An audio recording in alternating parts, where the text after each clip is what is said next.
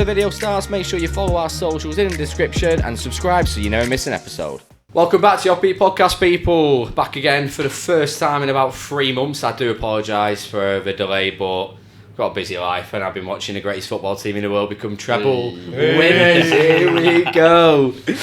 So we've got a debutant this week joining us today. It's Oli Kershaw, City Football Podcast. How are you, mate? Yeah, very well. Glad to be on. Mate, very happy to have you on as well. It's going to be a class episode. This, and returning for, I think, his 4th or 5th time, is it? 5th? 4th, maybe? 6th, I think. So, 5th or 6th. I made it, mate. Yeah, I've gone past the hat-trick ball, haven't I? The hat-trick ball's not happening, mate. Just to make you aware, it's not happening at all. But yeah, Ciaran Henshaw's back in the house. Some Man City news now, is it? It is. Yes. You had to ask that question. I always have to ask it, mate, just in case. 'Cause I'm always scared I'm just going to get it completely wrong, even though I know it off by heart. No, you were spot on, mate. Spot on. Fantastic. Well, we're going to focus. Obviously, we are all City fans. Everyone wants to talk about the greatest football side at the moment. Ever. But yeah, ever. Yeah. Comment down below straight away. But yeah, I want to touch on the Premier League a little bit because obviously the Premier League season has finished. So I really want to talk about kind of like the team of the season because how have you found the Premier League this year? Start with you, Oli. Very up and down. I think there's for most teams you can almost split their seasons in two. Same with City. Obviously, kind of before February time, we were having a bit of a tough time. Pep was tinkering a lot. We didn't quite have the system right. Arsenal, of course, they were fantastic all the way through until the run-in. United, poor early in the season, got better later on, and then just kind of dropped off, and they looked a bit nervy in their running. So I think for most of the teams in the league, it was almost a story of two halves. Yeah, I think I agree with that. Newcastle as well. Yeah. Really, most of them. And I think that's partly because of the World Cup, but even the teams that didn't have many players at the World Cup really had the same problem. Leeds got off to an absolute flyer. Struggled, didn't they? Yeah. And then after that, they just dropped off a cliff. So yeah, story of two halves for me this season. It's been a bit of a weird one. I think it has felt like two separate seasons for me with that World Cup, as you were saying.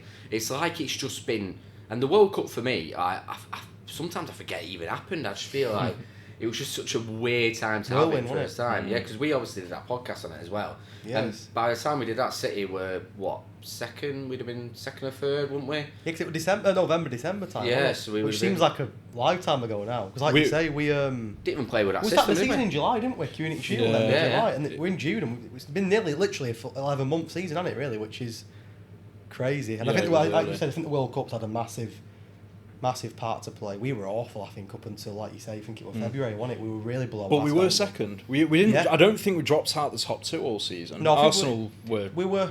I remember the game we would play Spurs at home. We were 2 down at half time, and it's the worst I've seen us play at home under Pep. Again, how weird is that? Because Spurs were awful last year. Spurs always seem to have the number on us, don't they? Yeah. Well, yeah. Spurs were really bad. Like Spurs were flat all year. You bake a bad Spurs result into every season. The fixture list comes out, and you can mark those down immediatly. Yeah, and my birthday this year. New manager though, isn't it? We've got a new manager now, so we've got a new manager every fucking. What's your score? Not being funny. Just what's your score goal? Say it like it's I know. Yeah, we've never scored a goal at Lane, which is just stupid. Bear in mind, we've just done what we've just done.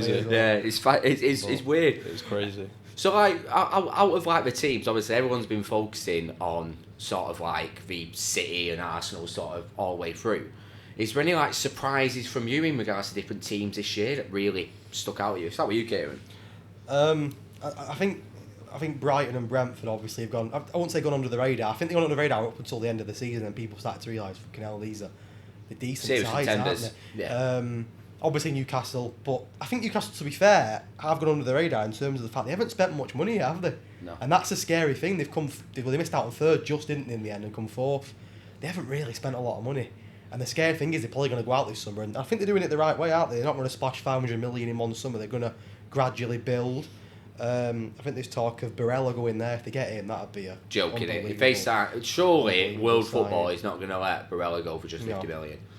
Like we've had a few conversations, haven't we, Oli, about Barella, especially in sort of like group chats we're in. Like surely Barella's not going to go to Newcastle for that low. But it's funny because now we talk about the Premier League being the Super League. and you mix that in with player power, and you don't know what dynamics are going on over there. Is Barella pushing for it hard? Is he kicking up a stink in the dressing room? And that actually nicely leads me on to one of the surprises for me this season at my second club, as you know, if I'm allowed to have one, but with Leeds. They picked up European stars, if you will. One of them, Weston McKennie from Juventus. So I won't say necessarily he's a star, but certainly of a high standard to be bringing to a relegation candidacy team. International captain, isn't he? Absolutely, McKennie, and they brought in a few big Rutter, I think, in January. Tyler Adams. Tyler Adams, Gononto they brought in as well. So Leeds are one of the surprises for me because they attracted some good talent. They just about escaped relegation last season, and they got off to a flyer this season. And you're thinking, all right, they're going to start kicking on now, Leeds. And they, as I said before, they dropped off a cliff, but that phenomenon with Barella going for potentially less than you would say a player like Barella should go for, maybe there's some player power at play here. Everyone wants to be in the Premier League. Everyone wants to be here. I think Bournemouth as well have done unreal. For them to stay up with such small finances, the smallest ground. I think there's Championship teams that have a lot bigger ground than Bournemouth, isn't they? There's League One teams even, I think, that have bigger ground than Bournemouth. Is it 11k? Tiny club, aren't they? And for them, I think a lot of people back them to go straight back down as bottom, and they come 14th, 15th in the end. Just sacked the manager today, which is a bit strange. I like that sacking. It shows a bit of ambition. I think it's ridiculous. Have you seen the stats of Bournemouth? Ridiculous, mate. They're like 20th in like most attacking stats. They stayed up. But it's sometimes Solanke won it though. Yeah, and I think it's Philip Billing. It was Philip Billing, wasn't it, who was really that driving force. I think to sack someone though he has overachieved massively. But I think so personally. Everyone's different, but I think for them to come 15th or around about 15th, wasn't it in the end? Yeah, but Gary O'Neill's not keeping up again. The thing is about Bournemouth, they spent so much money on young talent. They literally went down Football Manager's wonderkid list and went, I'll have him in. But they sacked Scott Parker, didn't they? Yeah. So I think there's obviously something going on there behind this. I don't know who they're going to bring in. I have no idea. They brought in a Spanish. Rayo Vallecano. Him from. So we Alex Brotherton, who's also on the City Report podcast, he's a big Spanish journalist, and he was telling us a bit of insight in the group chat before about how he's basically just turned Rayo Vallecano into this attacking machine, taking him to Copa del Rey. They nearly took him into Europe, just with no budget. So I can kind of see the ambition there, and I quite like that a little bit, because if you look at certain teams that have gone down or nearly were going down, the one for me is Leicester with Brendan Rodgers. They were stuck in the ways. Yeah. Brendan Rodgers not being able to evolve that squad into something different has just sent them down, unfortunately. Ultimately, only time's going to tell, because the boundary in the Premier League between ruthlessness and recklessness is really good. Chelsea, reckless. Yeah, of course. Absolutely. Leeds probably went over that boundary. Jesse Marsh probably should have had more time. Bielsa himself probably should have had more time. So, is this ruthless or is it reckless? Yeah, we're not going to know yet. It's hard to tell. It's a transfer window. Well, as you say, they overachieved. No, I get. If he has overachieved, then by definition he's not good enough to actually be where he is. Because he only come in as I think he was a caretaker only for a few weeks and he stayed on, didn't he? I would have understood sacking him 10 games into the season if they were, down at the bottom. But I think to sack him when he's done a good job. Again, if a manager comes up and they fit the club, they fit what you want as owners and a board of directors. Can you see Bournemouth playing attacking football though? I think that's what they want to do. It's a risky business. Well, could you have seen Burnley playing attacking football? No, that'll be interesting next season. I'm looking forward to seeing Burnley next season. And our first game Friday night. Not looking forward to that game. I worry for them. I worry that they will also have the Leeds effect, and but Leeds came up from the Championship. Well, under Bielsa, they almost like Burnley had a rip-roaring season, super attacking team with a manager that is absolutely committed to that style of play. And everyone said you need to adapt for the Premier League. Not going to happen. You've not got the players for it, and they were kind of right. Mm-hmm. Yeah. Will the same happen? I don't know if they will play. I think they will adapt. Company's better than that. I don't want to say Company's better than Bielsa, because that's harsh on Bielsa. He's a legend of the game. But Bielsa's like Pep, right? He's dogmatic. It's his way or no way. I think Company will know what it takes to keep them up. He's a new style manager, isn't he? He'll know what it takes to keep them up, and then I think he'll try and recruit Premier League quality players that will be able to play the style of play he's had in the Championship. But initially, I think he he'll need to tone it down a little bit, or they'll just get ripped. Yeah, I think the relegation battle could be another one next season. It was really close this season, wasn't it? I think Yeah, it could it's be going the to same. be really I think close Everton have got this lucky 2 seasons in a row. I think they could go next year. Turd that won't flush. You've got Everton, Luton that have aren't just come up that don't have many resources. Wolves have got to go down. Sheffield United, Wolves have to Sheffield go United down. have just come up, haven't they, as well? They've got to go down, Wolves. I'm sorry, there's no way that they're... If they'd have played, Burnley are a better side than Wolves. Like, they're losing Neves as well. well. Yeah, there's just no ambition there. It's a weird one. Could be a good one to watch, couldn't it? Next Yeah, season? well, let's move into sort of like the team of season. So instead of focus on next season, kind of trying to do a bit of a sort of review from last season. So, should we start off at goalkeepers? I want to work from back up because I feel like there's a lot more talking points as well, especially in the goalkeeper and defenders. Like, start with you, Ollie. Who do you reckon your goalkeeper of the season was? Got to be Nick Pope. Okay. For me.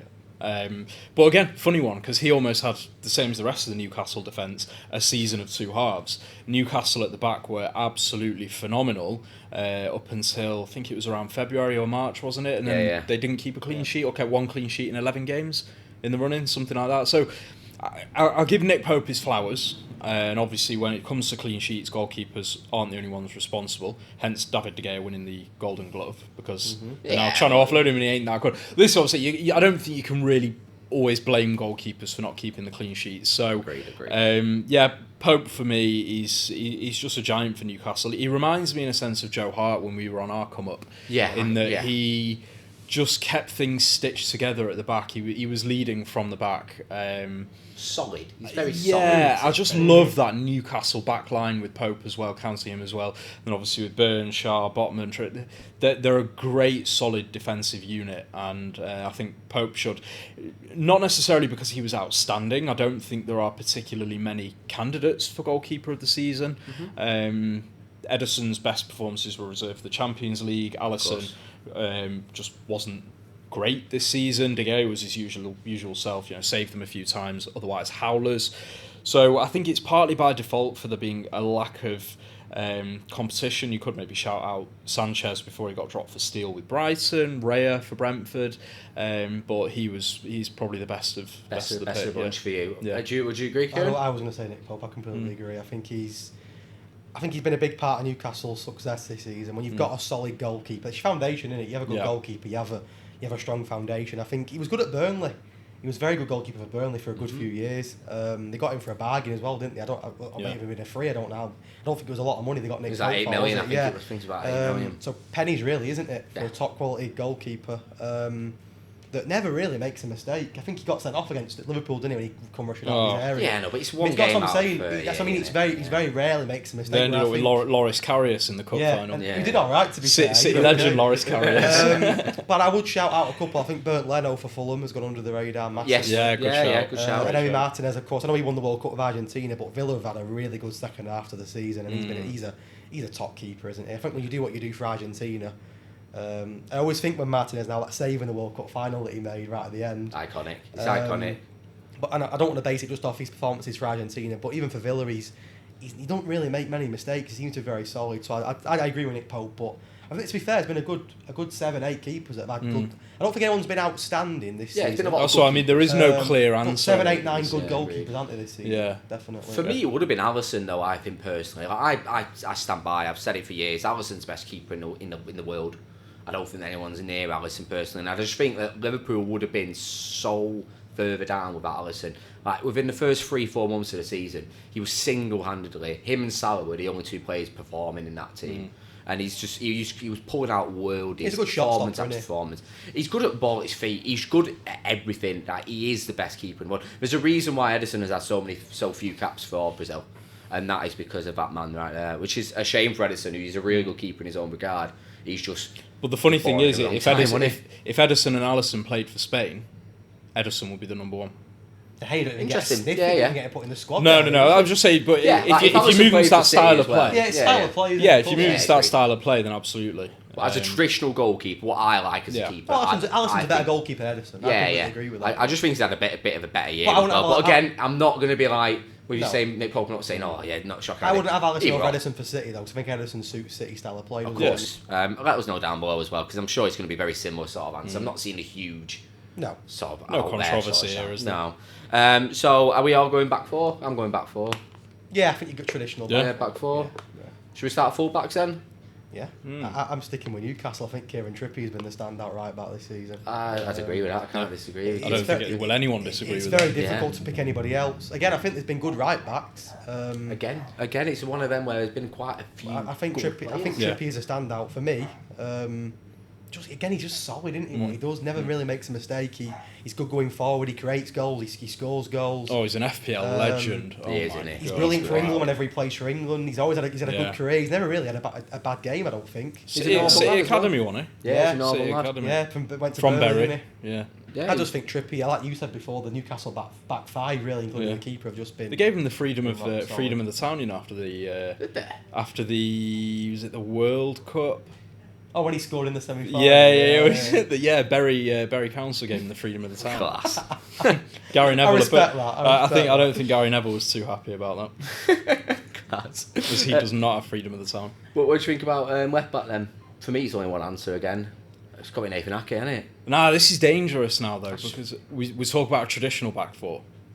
True. This is hard to say. He has played a lot of a season at left back though, as a traditional left back. Yeah. I feel like if we're talking about sort of how City start off, because usually they start as back four, don't they? And then Stones kind of goes into that holding midfielder sort of role. But for me, as a left-sided player, him or Zinchenko maybe? As a shout. But Zinchenko bottled it in the big game. Yeah. Am I allowed to say that name? No, and I think I've rated Luke Shaw publicly for a good few years. I think he's a very good player. I think Luke Shaw is probably up there with Ake. I just think Ake's not made a mistake all year. If you want a traditional left back, getting up and down, doing what a traditional left back does, for me it will be Luke Shaw. If we're talking about a traditional back four. Yeah. But again, it's almost like the Edison and Alisson question, isn't it? It's hard, isn't it? If we're talking about a system of pet ball, yeah, of course, okay, absolutely. I think a Stupinam from Brighton. Is it Stupinam? Oh yeah. He came alive after they lost Mark Cup. Cucurella, didn't they? Who's been awful, by the way. Yeah. They got 50 million for him and brought this lad in to replace him, and I think he's been very good. But Brighton have been very good, haven't they? They've got a great manager who's got them all working. I don't think he's in the team of the season, but I think he's definitely a shout as well for the right back, Pascal Gross. He used to play centre midfield. Again, Brighton and Newcastle could be he's gone shout from outs midfield to fullback. Putting fullback. He doesn't make doing it the Fabian Delph passed out. But I would agree with Nathan Ake. I think what Ake's done for City this season. Again, he's not a traditional left back, is he? No. He plays left back for Netherlands now, doesn't he, as well? They played a back three. That's a sign of a good player. When you're playing that position like Carl Walker plays centre half for England, it's a sign of a good player, really. If we're playing fast and loose tactically, Ake. Yeah. Absolutely. If not, I'd rate Luke Shaw. 4-4-2. Yeah. Good old 4-4-2. You go, Luke Shaw. Centre halves. This is difficult. I think there's a selection of about 5 or 6 standout centre halves in my opinion in the Premier League this year. Yeah. You've got the City boys. You've got Diaz. You've got Stones. You've got Akanji. And then you've got probably Sharon Botman from Newcastle, and then probably Saliba. Shea got injured. Outside shout for Gabriel. Yeah, of course. Yeah. And you're looking at them. There's a lot of Lisandro good Martinez as well. Lisandro Martinez had a very good year. He has annoyed me this year because I gave him so much stick, and he has literally just gone like that to me. Good player. Yeah, just completely proved me completely. Key plays wrong. for United 'cause when they lost him, they did deteriorate, didn't they? Yeah, Very really good struggled. player. I think he's a leader. I think he's what he doesn't. I like him because he doesn't do the flashy side of the game. He's tough, innit? 5'9". Not in terms of his stature, but like you said, mentally. Yeah. Just solid, isn't he? I can't say much good about him. For anyone that's not listened to the City Report podcast, I am horrifically bitter. I'm horrible. And any credit I'm following that on Twitter I ever as well. give United, or on my Twitter, any credit that I ever give United is through gritted teeth, or I just don't give it at all. So you two can give Lisandro Martinez his flowers. And he's not winning the team. I just thought I'd get him in no, there. yeah, he's an honourable mention. I don't think he deserves. It's to be easy in the enough team, to get in there. It'll fit in your pocket. It'll fit in anywhere. Won't it? We're all 5'9". Wait, he's just as tall as all of us. I'm not a Premier League centre back, so I'm allowed to be 5'9". What do you think about sort of like the Arsenal pairing then? Do you think Saliba was such a big miss to Arsenal when he got injured? I think Saliba is to Gabriel what Company was to. There's a few names you could pick here, but maybe to Lescott, in that they need that partnership. They need that leader next to them. They need basically the superior talent, for all intents and purposes. And once Saliba's injury occurred, Gabriel struggled. So that, for me, I think is what ranks Saliba above Gabriel. But it's harsh, but for me, Saliba is out of my 11 just because of the fact that he was injured during the run-in when Arsenal collapsed. Agreed. Yeah. And other players came to the fore, players like Stones, like Diaz, like Shaw. Although, again, Shaw and Botman, that second half of the season, they weren't as imperious. Stones, for me, is a walk-in. I think Stones is the first name on the team sheet. First name on. The second position is, for me, probably, it's got to be between Diaz, Saliba, or Botman. It's got Shaw or Botman are so interchangeable. Yeah. One of the two Newcastle boys. I think Botman's just got that little bit of an edge on Shaw. I think he's the one who, when you watch him, especially in person and watch him for full 90 minutes, he looks like the organiser out of the two of them. That's the way I like to look at it. He's the organiser. Stones is going to be the player. He's going to be the organiser. Stones. But you could put Stones anywhere in this team. Yeah, I know. I've seen a couple of seasons. I think the the Champions League team of the season had Stones with the 3 midfielders. class. Yeah, it did. Yeah. It just makes me dead happy, that, doesn't it? Yeah, It just makes me unbelievable. real. I love that man. But again, I think the problem is with Diaz is his start to the season and around the World Cup period, he wasn't as good as he has been, as we know. He wasn't playing. He wasn't playing. Yeah, actually. and he looked a bit, when he was playing, he looked a bit shaky, which is. But sure, it's how you end the season, isn't it? Yeah, but you got to look at it over the whole. And Yeah. I think, looking at Newcastle's record, I think they deserve to have two of the back four in my opinion. Because I wouldn't have Pope. I wouldn't have. See, would you I'd Diaz, have Stones? Saliba and Stones. Saliba and I stuff. think Saliba up. I know it's difficult because he missed the last 8, 9, 10 games, didn't he? Yeah. Which was a pivotal part. But up until then, he's ridiculously good. It was his first season in England. To come in and do what he's only a young lad. He's only 9. Is he 20, 19, 20 year old? No, about 22, isn't he? He's not old, is he? He's He's a young younger lad, than us. isn't he? He's one of the under 23s. To come in your first season in the Premier League and do what he did, I think he was very, very good. Yeah. Didn't make many mistakes. He's quick. He's strong. You don't think he's got a weakness to his game, and I think Arsenal massively suffered when they lost him. Again, would he win the league? No one will have. You'll never know, will you? No. Yeah. But I guess we'll never know. no, I guess we'll never know. But I think he's a real important part. If I could take one player from Arsenal in my team, I'd take Saliba, definitely. Interesting. I'd go Saliba and Stones. Can't disagree. It's similar to the goalkeeper situation. Can't really disagree. No. Again, Stones walks in. Stones is in. in. Yeah, it's very Arsenal, one is Newcastle. The other ones Yeah, you can yeah, debate. Yeah, it's very interchangeable. Yeah. It's very Arsenal, Newcastle and City heavy, but they've been the 3 standout teams, haven't they? So Yeah. this is They have. this is what's going to happen, isn't it? Yeah, of course. And if you look at Spain, usually it's a stand out of 2 teams. Same with Bundesliga, it's usually stand out of a few teams. Like this, and when we talk about honourable mentions, we've mentioned quite a lot of clubs. Yeah, already. we have. It's one of them. Let's take a short break anyway, and then we'll come back and we'll talk about through the midfielders, the forwards, and then also we'll focus on the manager as well, because I think the manager is a very, very interesting point. Yeah. See you in part 2.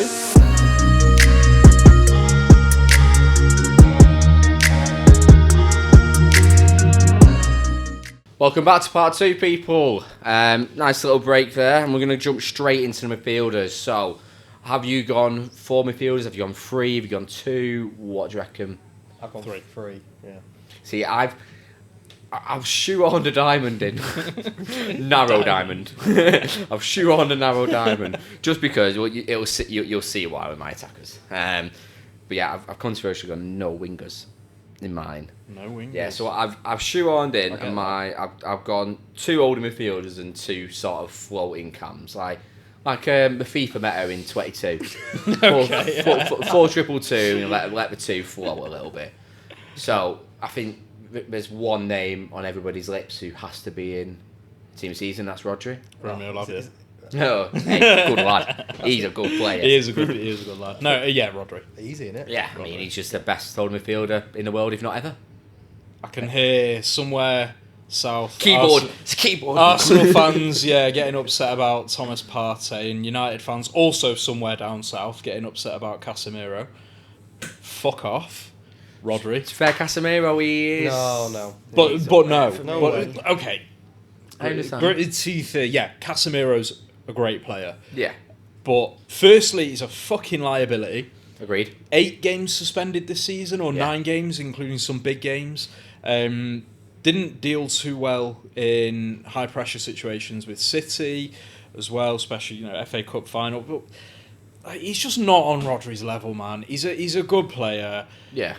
he's probably on the slide as well. I think towards the back end of the season, he really looked like he was running out of steam. Meanwhile, Rodri was doing 50-odd games at the absolute peak level. You got to admire though. Casemiro had his peak at Real Madrid, didn't he? Yeah, that's it. Yeah, That's it. He was a great player, and if we were having this discussion 3 years ago, it'd probably be a different answer. Shoe on in here. Yeah, but Rodri, there's no doubt. There's no doubt. He's. I think the popular take is that he might not be our best player. He's our most important player, and let's step back a bit. That means he's the most important player in a treble-winning team. And I know we're only doing Premier League, but it's the wider point, the broader point is still there. Rodri. Of course. I'm arguing with Fugazi here. Yeah, I mean, you're not going to get any disagreement from I don't me think here. it is an argument, is it? I know we're City fans and we have the inkling to back our own players, but even last night, man of the match in a Nations League final. Yeah. You got player of the tournament in the Nations League. I know Nations League's a made-up tournament, isn't it? But he gets player of the tournament in it. He got man of the match in the Champions League. I think he got player of the season in the Champions League. Scored the winning goal in the final. Yeah, he did. He's like you say, he plays week in, week out. Don't have a break. Calvin Phillips had to kick the ball this season because Rodri's that good. And to not run out of steam when you're playing 50-odd games, touching 60 games he's played this season for City and Spain, it's pretty scary, really. He scores important big goals. Doesn't really have a weakness to his game. Casemiro's very good. You have to hold your hands up. He's changed United. He's out. See, that's why I'm giving Casemiro a good shout, and that's why I probably won't. He's only in mind because I'm shoehorning Oli. I think the first part of the season, season, Bruno Fernandes, and I don't want to get him angry. No, I think the first part of the season up until the World Cup, you'd have put Casemiro in over Rodri. Yeah, Casemiro did very well for Brazil, didn't he? When I know that Brazil went out and there was a little bit of disappointment, but he did very well for Brazil. And he turned the team around, didn't he? He turned United around. He turned United into this defensive calamity, and him and Lisandro Martinez came in and he turned them. But he's not Rodri, is he? No, he's not Rodri. I think Rodri's the easiest. And, well, would you think Rodri will get top 3 Ballon d'Or? Because Jorginho did the other year when he won the Champions League. if John Stones is not top 3 for Ballon d'Or, I'm going to riot. John Stones won't be top 3 for Ballon d'Or. Mate, he's a centre-half playing centre midfielder. But he won't be. He won't be. I know he won't be, but he Haaland, Messi and Rodri, I reckon. That's another conversation. Yeah, I agree with that. But I think I wouldn't disagree with that, to be honest. It's hard to pick. Yeah, it's hard to pick. I feel like the other two midfielder names are got to, again, write themselves, aren't they? It's got to be Odegaard and it's got to be De Bruyne. Yeah. It's just, they are the best two midfielders in the Premier League. Again. Odegaard, I actually think, is the walk-in here. The auto, not KDB, for the reasons that, again, KDB, like most other players in this team, barring one or two, have had a very split season. There were De Bruyne. I remember on the City Report pod earlier in the season, there were very real conversations going on the podcast, on Twitter, amongst the fan base, in the stadium. This wasn't just like an online discussion, but are we now phasing KDB out the team? Was an actual discussion earlier in the season, and obviously he's come on strong and he's done what KDB has done, and came close to equaling his own record for the assists. So Odegaard is the exception here. Even when Arsenal dropped off, he was the one dragging them through the mud towards the back end of the season. So Odegaard, I think, is an automatic in. I would love him at City as a long-term replacement for De Bruyne. But yeah, the other position for me, KDB. Honourable mention, maybe Joao Palhinha from Fulham. Caicedo, probably honourable mention from Brighton. Bruno Guimaraes from Newcastle. Alexis McAllister as well. What a sign he's been for Liverpool, by the way, McAllister. That's a ridiculous sign. But I agree, I think Odegaard and De Bruyne I think the midfield's free pick themselves, don't they? I think there's been very good players, but they're the three that... It's a shame, when you're looking at people like Bruno Guimaraes, he's very, very good. Even Joe Linton. Yeah, Joe Linton's it's crazy what's happened with him, isn't it? Because Almiron in the first half of the season. I know winger, not midfielder. But do you think that what do you reckon's happened to Joe Linton? Do you reckon they've given him like a Yaya role? He's playing like a Yaya for City back in the day, where he's a box to box, big lad. I'm not saying he is the same player as him, but he's playing the same role. How dare you speak his name? How dare you? I mean, the way he's built and the position. How dare you stand where he stood? Yeah. Stop it. Yeah, I get what you're saying about his stature. Yeah, it's his role. Big guy in it. It's the role he's got in that team. He's very good, isn't he? He's a hustle and bustle sort of. He'll bully people out of the way. He's there to take he's a transitional player. and I quite like that. And then he's got a better player next to him. Sorry, it's like saying Wild Weghorse is the Haaland here. I just think with Joe Linton, I think he's Wait to my own mentions. it's a very good managerial move that with Joe Linton, because he was a shit striker. He cost 40 million quid and he was dog shit. And you're thinking, fucking hell, they've had a mare. We'll try him in midfield for a game, and fucking hell, it's worked out. Yeah, it has worked him and Bruno out. Together, them two Brazilians. I think Joe Willett plays midfield as well. Yeah, he does. Yeah. They've got a good set of midfielders. Been a few there. weird moves, haven't there? You've got Joe Linton going into midfield, Pascal Gross into right back. Nathan Ake left back. Dan Burn was also centre half. He's gone into left. Big Dan Burn. ever be Dan Burn. With 9 fingers. That's some really pepological moves across the Premier League position-wise this season.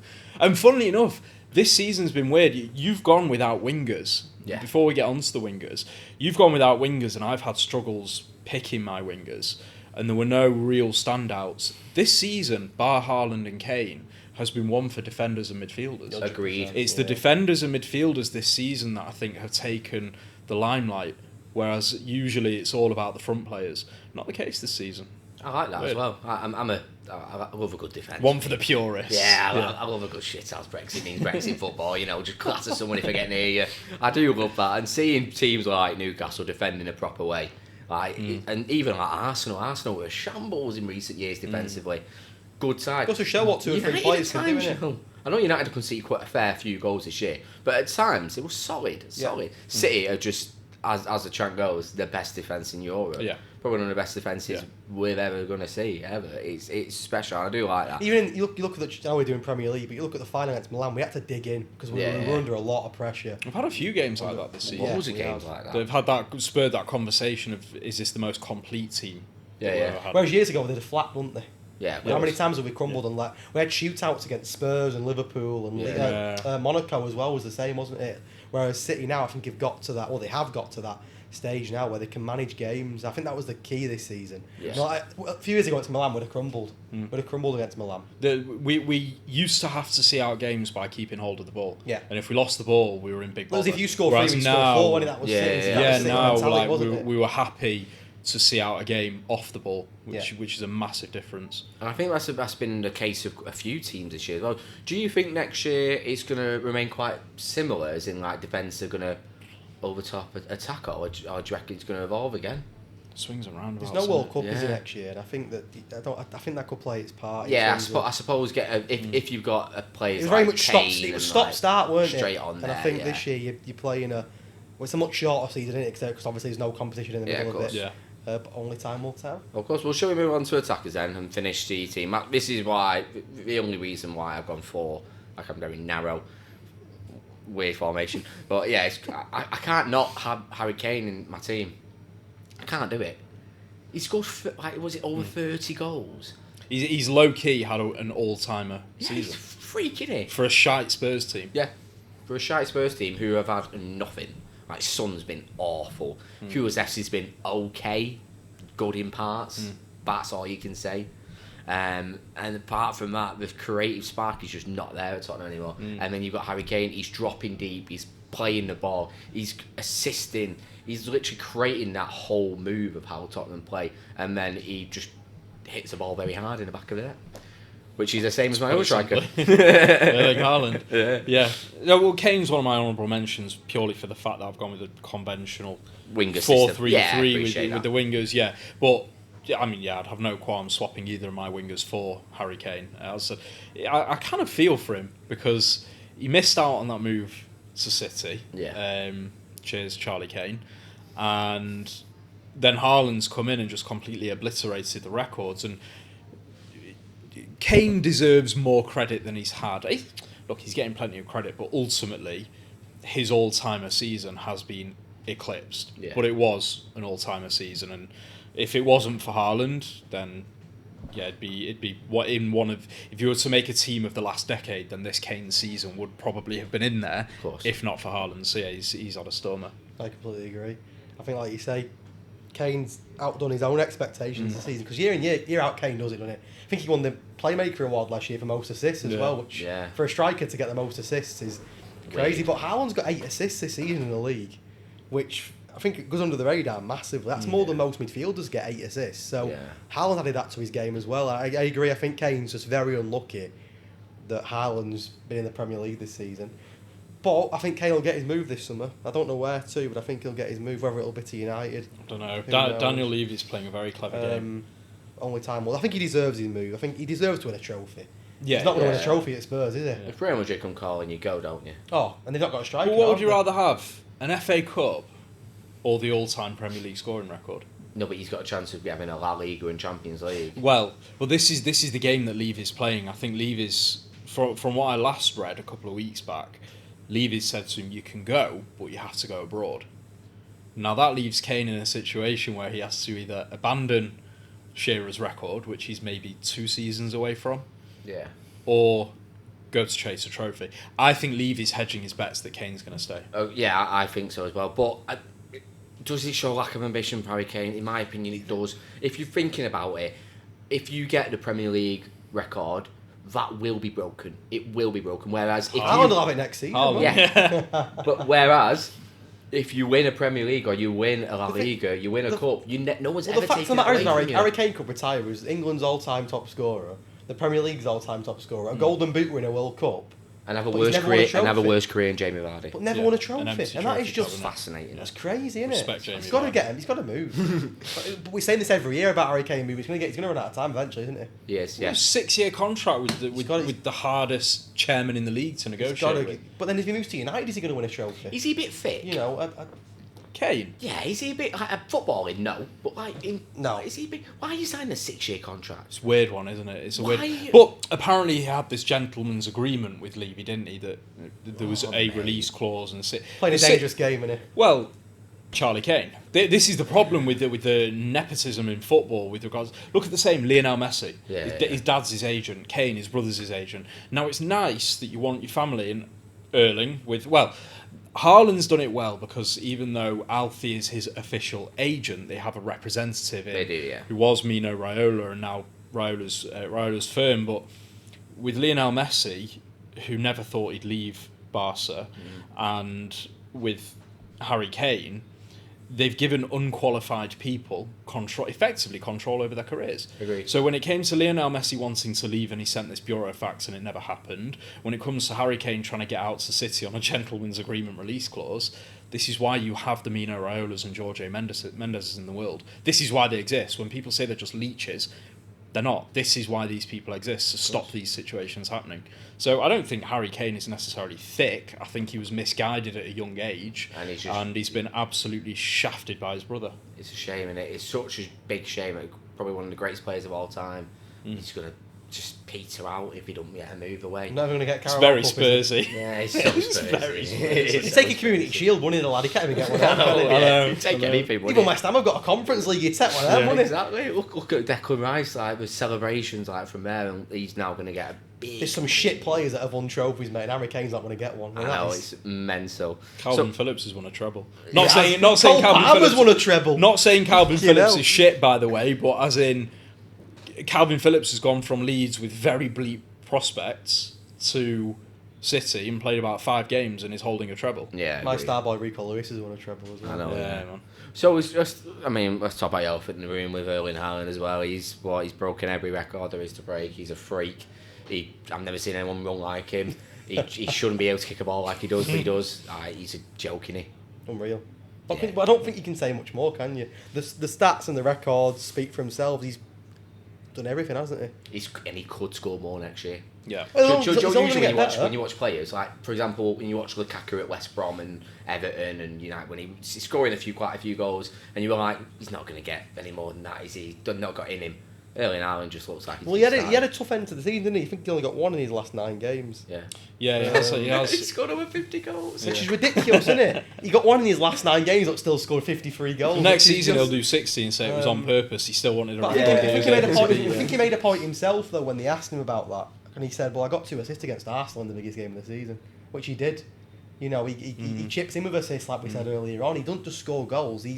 And I think the thing with Haaland as well is I think he helps players around him because all eyes are on Haaland, aren't they? Yeah. Which frees up Grealish. Grealish had a really good season this season, and it frees up whoever's playing, whether it be Mahrez, Bernat, we're blessed, aren't we, with players? We are. But I think this is where Haaland can improve. I'm not bothered for him to go and score more than 50-odd goals. Obviously, it'd be very nice if he goes on and scores 60, 70 goals in a season. But what I want to see next from Haaland is these games where he's quiet, to say the least, quiet and or missing or just completely marked out the game.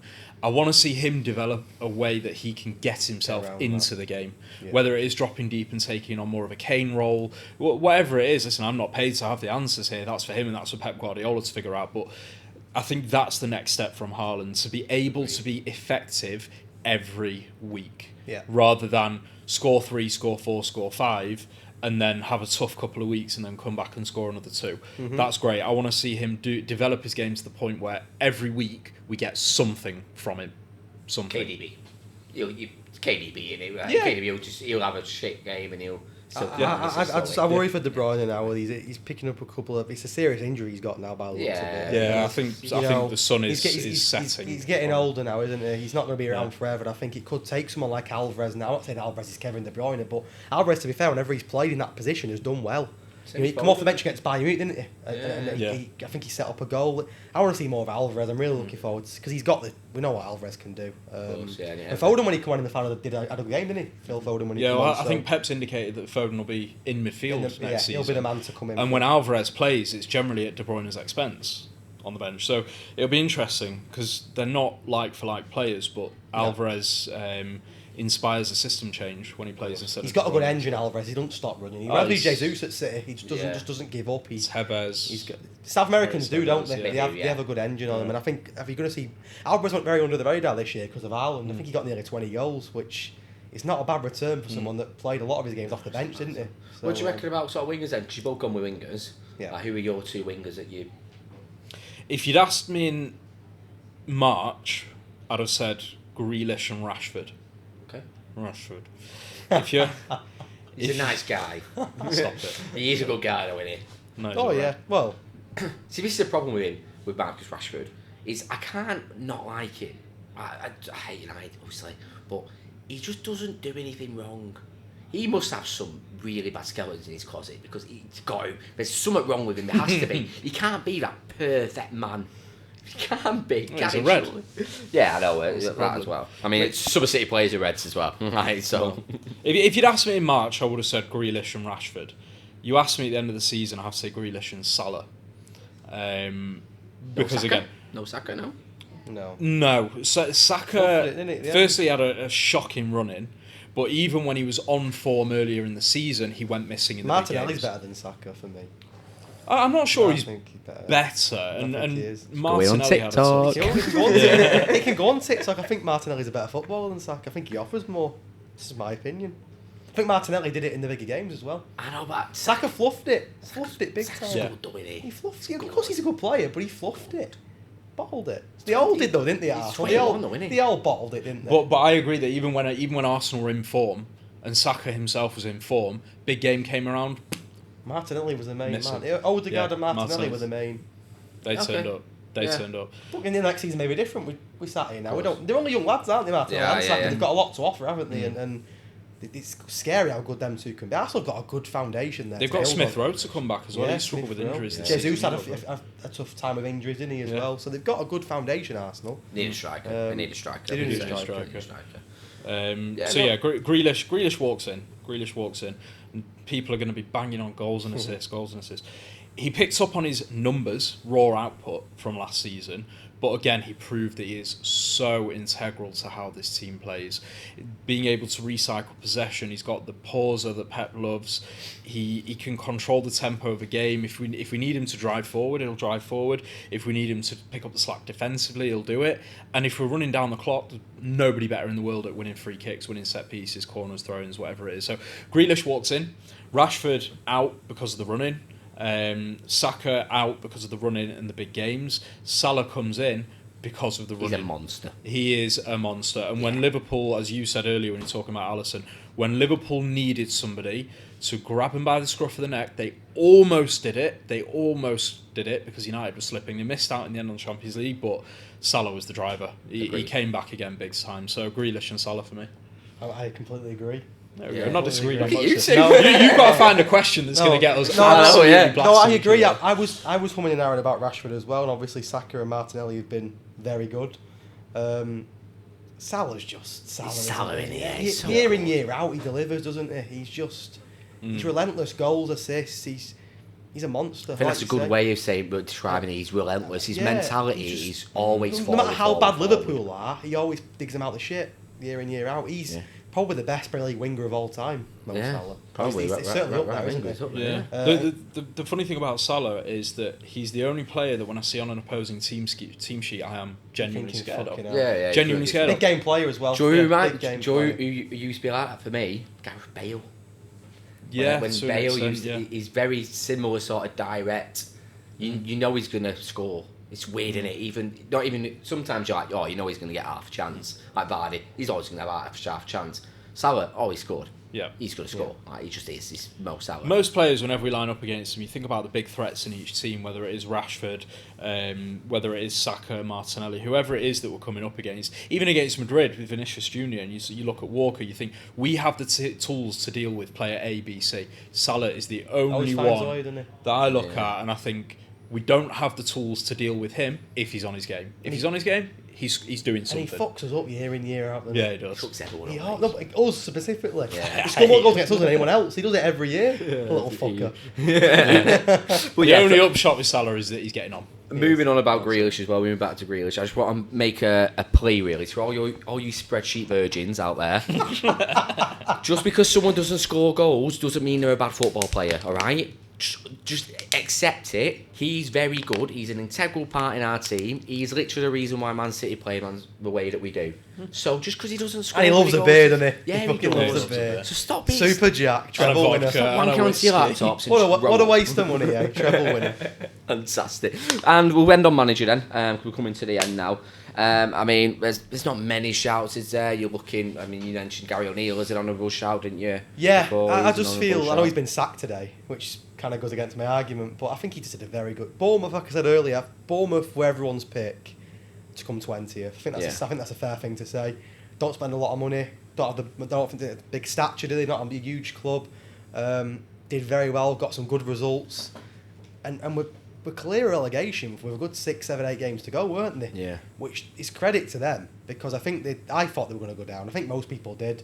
Again, he's been sacked for whatever reason. We don't know the ins and outs of it all, but did a very good job. And he was only a caretaker, so he had a lot of pressure on him, and he delivered. A lot of caretakers coming in, they're only there for a couple of weeks and they're gone, aren't they? So I think Gary O'Neill, to be fair to him, whether he'll get another job, I hope so, because I think he deserves he will to go. do, yeah. I think he will. Championship teams will be looking all over him, won't they? But I think, as a bit of a under the radar shout, I think he's got to be considered. Yeah, you got to think about Silver as well from Fulham. He's another one who you've got to at least Deserby mention. from Brighton. Yeah, Thomas Frank. See, Deserby for me Deserby's is mine. I think he's mine as well. Yeah. How he came in there, a club who should be in disarray. It should have been in disarray. You've had your manager taken off you. You've had a couple of standout players taken off you. And then he comes in and he just develops these seemingly average players into world beaters. Like Caicedo was just a monster. Another small guy, just running every midfield. It'll be interesting with Brighton now, won't it? Because they're going to lose. They've obviously lost McAllister already. You'd imagine Caicedo's going to leave. They've got foundations though. They've No, got of course they foundations have. in there. That's what I'm looking forward They to seeing. sign clever, don't they? They're like Brentford. They've already Brentford, signed a another one. couple, haven't Frank, they? yeah. Milner's gone there, who's not a bad signing. I think they've signed Yeah. Dahoud from Dortmund as well. Yeah, they have done. I've seen that. So they're already looking at options. And clubs, they're very good at that, aren't they, Brian? They've always have been. They've always Yeah. lost big players, and they've always... Even Sell under a Graham club, Potter, aren't they did very well, didn't they? So Yeah. my pick's Eddie Howe. I just think... I know that Newcastle have got a good structure already. A few of them have been in our team of the season, haven't they? But they've not really touched the sides in terms of spending much money yet. And no one thought they'd get top 4. They just missed out on 3rd. It's very good. They got to a cup final as well, which I was gutted they didn't win. I really wanted them to win that game. Not because they were playing United, but just I think they deserved it. And I think the players they brought in have all been a success. I think Pope, we've mentioned already, Trippier, we've mentioned as well, obviously Bruno. Anthony Gordon's not really done very much yet, but I think he's got the ability to be good.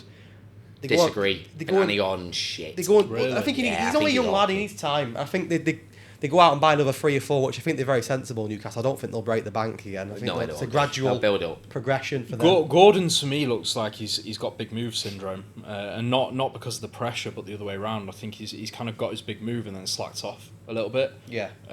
Because... previously he looked like a kid with everything to play for and everything to lose. He looked like somebody that was fighting for his career every time he steps onto the pitch. Fighting for that next contract, fighting for the big move, and it's almost like a flame has gone out. He's got his paycheck now, and he's like, it's like a flame's gone out with him. But moving back onto the manager, one would not mention Unai Emery. Oh yeah. Now we as City fans. Hold our hands up, here we go. Collective apology, right? When we picked up Grealish, and one of the reasons the fan base was so angry was that we were saying they were building something. Yeah. Grealish was part of the team that brought them up. We were disrespectful, I think is the way we would describe us. As a collective City fans, we disrespected us. Partly because of the abuse that we were taking as well, and that they were giving to Grealish. But their whole shtick was that Grealish was supposed to be with them to keep moving them up. And they were saying when he was left, he's leaving at the point where they're on the cusp of getting into Europe. And we were just laughing at them because they were shit the next season. We're like, you're taking that £100 million in Grealish money, you're supposedly building a big project, and they looked shit. And Unai Emery's brought that back. Finished 7th, so Conference League qualification. Did they get it because West Ham won? Yeah, they're in the Conference League. They still get it. So they're in Europe now. West Ham going to the Europa League, don't they? Fair fuck. Look, everyone's happy. Grealish has won a treble and they're playing in the Conference League on a Thursday night. Unai Emery's always been a good manager, though, hasn't he? He had a tough time at Arsenal. He's effective. He won God knows how many Europa Leagues anyway with Sevilla. Yeah. They love that trophy, don't they? They do love that trophy. But yeah, I'd agree with that. I mean, he turned... When did he take over? It was 17? Yeah, it was sort of January time, was it? Yeah, I think Villa was 17, 16, 17th, and he's... Well, they had a really good run, didn't they? Yeah, unbelievable. And he got Ollie Watkins on fire as well. Man. Yeah. Which, when you can bring the best out of players like him, you're doing something right. Yeah. Right, so we might as well end on flop of the season as well, because I know people will be asking about it, because everyone was a bit negativity, don't they, when it comes to football. So who do you reckon your flop of the season? It can be a team, it can be a player, it can be a manager. Who do you reckon? You got a fidget spinner handy. Anthony. €100 million, completely ineffective, getting blasted by the fans as well. I mean, usually United lot can be deluded enough to claim that a player who's just really not doing very well is really up there, his quality, just got to get it right, or it's this, that, the other. He's just been shit. And I think everyone can say he's just been shit. I think his attitude stinks. I think he's got a little bit about him. Well, he scored that goal against us at the Etihad. Absolute banger, 30-odd yards, left foot. Beautiful. He's got something, but a player with that kind of flair always very does. Arrogant, isn't he? Yeah, but yeah. They are South American wingers, aren't they? I think his attitude stinks. This is I'm getting my Berting out of the way. But no, genuinely, he for me, when they signed him, I think there were 3 standout wingers in the Netherlands. There was Sinistera, who Leeds picked up. There was Anthony, and there was Cody Gakpo, who Liverpool picked up. He's a player. And spreadsheet nerding here, Anthony actually did have the worst stats of the lot, but obviously with the connection with Ten Hag from Ajax, he brought him over, and people are thinking, all right, flair, Brazilian winger, this could be interesting. For me, he's just completely and utterly flopped. That's not to say he will continue to flop, but this season, I think, it was quite funny watching it, to be honest, and watching them get very upset to the point where he started getting dropped, and they were trying to start players like Wout Weghorst. From on loan from Burnley, but they were the measures that they were taking to get Anthony onto the bench. So you knew it was bad. Any more shouts, Karen? Just Chelsea. Fuck me, what an absolute shambles of a football club. They're a disgrace. The game they played against Arsenal a few weeks ago at the Emirates, and they played United at Old Trafford, didn't they? And got an absolute spanking the other week. Fucking hell, it's embarrassing. They won the Champions League 2 years ago, then. Yeah, no. Mad, isn't it? And they've not got a shit squad. Enzo Fernandez must be ripping his hair out because he's fucked it, hasn't he? Big time. If he'd have made Kai Havertz has been sold for 80 and their best player was João it's Felix. He's on the bench. Didn't get a game. But this is the thing, we're looking at getting Kovacic. United are looking at getting Mount. Arsenal want Kai Havertz. They've got players like Enzo Fernandez. They've got players like Enzo Fernandez, whom, had he waited 6 months, might have been on his way to City this summer with Julian Alvarez. So the thing is with Chelsea, they're just so dysfunctional that it's hard to actually call out any particular players because as a unit, they're a shambles. That's the fourth manager of the year as well, isn't it now? four I think managers. Sterling's got to be a shout for flop though. He's shit. Little Yeah, fucking he's- T-Rex. He's so shit. This year, I think he's been really calm. I just think Chelsea. I can't badmouth him. I won't I don't want to be badmouth that him. guy, but I called it. I was always a But Sterling. I think Chelsea. I think it's harsh to pick. pick on an individual. Oh, Chelsea. frustrated the hell out of me. Yeah. Frustrated the fuck out of me, Sterling. Again, spreadsheet nerves just because he scores bare goals don't mean he's meant. No, but he was effective for us in certain was. games, and when we needed that He's injection a cult of hero. pace. Isn't he? Yeah, he's a bit. not of a he's cult not hero. legend Yeah. status, but I think when you give 6-7 years to a club and you win what you've won, and he Yeah. scored over 100 goals. He's not shit, is he? No, he was an effective player. I just think it's harsh to pinpoint one player from I Chelsea suppose, because yeah. they're an absolute fucking shambles. Should we just say the board? The board and management. They nearly went stuff, down. all They of could have gone down. Yeah, no. They genuinely could have gone down. Do you know what the ironic thing If the is? season went on another 2 months, Would have been brilliant, wouldn't it? Tuchel kept him up. Because Tuchel went out and they were on 25 points, were they, when Tuchel left? Yeah. Tuchel, they kept him up. After that, they would have been down. They're shit. How mental is that? They've They were got a shit. big- They're still job splashing. this I see it on Twitter every day. They want this player. They want this Yeah, player. yeah. It's like fucking Football It's Manager. what with them happened. lot. Yeah, no, it is. They're playing Football Manager really badly. So Nkunku's going there as well. That line Yeah. between ruthlessness and recklessness. Yeah. Reckless. Who's He's your so flop of the reckless. season? See, it would be. I think Chelsea's the easy shout to say. Really, they are just a shambles. Shit. Andy Gordon, we already discussed. I think when he signed in January, all this hype, £40 million. Calvin Phillips. Calvin I was Phillips. going to say, I we're don't- going to have kids in the comments going, Calvin. We've got to be Phillips. honest, as City fans, I don't think it's his fault that he's been a flop. He's just got the best midfielder in. But it's the world, norm really. for City Yeah, players. agree. Of, Yeah, of, that's of, what first of season. Pep's entire tenure at City, Yeah. there's two players I can name that have had a truly top-class first debut season. And one of them's going to win a Ballon d'Or. Haaland and Ruben Dias. Yeah. Rodri was shit. Yeah. You know, Mahrez. he had a shocking... Mahrez had a Ake. shocking first season. Ake Go through the shocking. full team, couldn't you? Really? Yeah, and Phillips hasn't even... Bernardo Silva didn't kick Stones a ball, was did shit he, for really? 2.5 Yeah. years. Like, Phillips hasn't had a bad I season. just don't know He's where just Phillips not really goes with City played. now. That's my worry. Because Nah, Rodri's nah. not going to get dropped, is he? no, And that's. he's going to be more Do rotation. you cut your losses player. with He'll Phillips play. now and He say? was signed as a rotation player. He's going to stay on as a rotation Yeah, player. he'll This play. year, he's going to be fit. Hopefully, not going to eat too many pies. Calvin, watch your weight, thank you.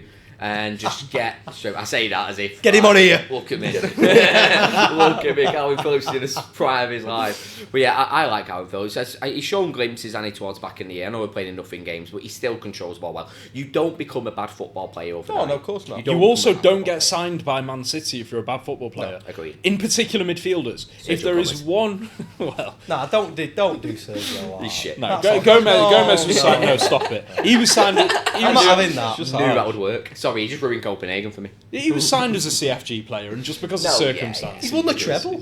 Yeah, he has. Sergio Gomez, No, treble winner. again, I don't think you can judge him. He got very little game time. Yeah. No, yeah. You know, yeah. he sat on the bench all season. I just like to wind people because people get right. He's only a young lad, isn't he? He's 22-year-old. He's still got the ability, whether he'll... And I he's a can see him at blue, Burnley, man. He's a mate. blue, leave I him can, alone. I can see him at Burnley with Vinny, because Vinny had him at Anderlecht, didn't he? He did, Yeah. yeah. But wait, So- he's been asking about it. Take him on loan for a season, let him have a season there and see what he's... Another flop. Everton. It's fucking No, shit. mate, they were shit last season. Everton are shit in general. Yeah, shit. Yeah. But I mean, but did they flop because they were already shit? but they got the infrastructure. They've got the money. They're shit. They've spent big money on that team. Like if you go You're through talking the team, flops, you got to say Leicester. They Yeah. shouldn't have gone down with that team. I think Yeah. I think the problem They're all getting the problem we poached had now. is, and we called it at the start of the season when we spoke, they got rid of Schmeichel and didn't sign as goalkeeper. What are you doing? No. What? Why are you starting Danny Ward? I mean, they ended with is it Eves? The Danish keeper. Iverson, yeah. It's a shit guy for Come Schmeichel, isn't it? on. Yeah. And all them players now are going to get big moves, and you're going to see how good they are. Harvey Barnes, he's very good. Iheanacho, he's a Maddison. good Premier League player. Madison's a Madison. good player. Tielemans has gone to Ndidi, Sevilla, hasn't he, You've which got is Tielemans. Yeah, Tielemans. Do you know what I mean? They've got good players. T- It's just organised. Mentioned Villa as well. They've got Tielemans now. That's a brilliant signing for Villa. I'm not seeing that, actually. Yeah, he signed last week on a free, Yeah. which is scary, really, how good that signing is. Yeah. And he's obviously going there for a reason, isn't he? Because he could have got a move to a top 6 team, Tielemans, Of course, easily. yeah, but So- he's been told plans. You never know what they're saying. He's European football. Yeah, That's of the course, key, isn't European it? football is key. That's the key. Yeah. Perfect. Well, let us know definitely in the comments. Message us on Instagram, Twitter, whatever you want to speak to us on. Let us know your flop of the season, manager of the season. I want to know your 11 as well. If we're wrong, just abuse us. I don't care. Couldn't care less. But yeah, make sure if you are listening to this on Spotify, make sure you give us a 5-star rating. If you're on YouTube, hit our subscribe button. We've got 300 subscribers now. Very happy with that. Even though we've not uploaded in 2 months, we've still got nice. 10 subscribers out of nowhere. Big up them 10 subscribers, wherever you are. Big up. Wherever you come from, I don't know. But perfect. Yeah, make sure you follow our socials as well. Check out Oli. It's Oli. Is it Oli KCRP? City Report Pod OK. Yes. Blah, blah, blah. On I'll be Twitter. in the description. Yeah, I'll be in the description. Not on Instagram. Man City News now. You hate Instagram as well. I don't know why Instagram, TikTok, yeah, the lot. Just a Twitter version. Bit of a Luddite, me, yeah. Twitter. just Twitter. Showing your age, mate. I think Yeah, that's maybe. But and also Man City News now as well on Instagram. And show some love. We will be back very soon. Hopefully there's going to be more football content coming over the summer. I'm working on trying to get my home set up so I can do a few home videos about it. We're upgrading. But yeah, we shall see you next week. Thank you very much. Cheers, boys.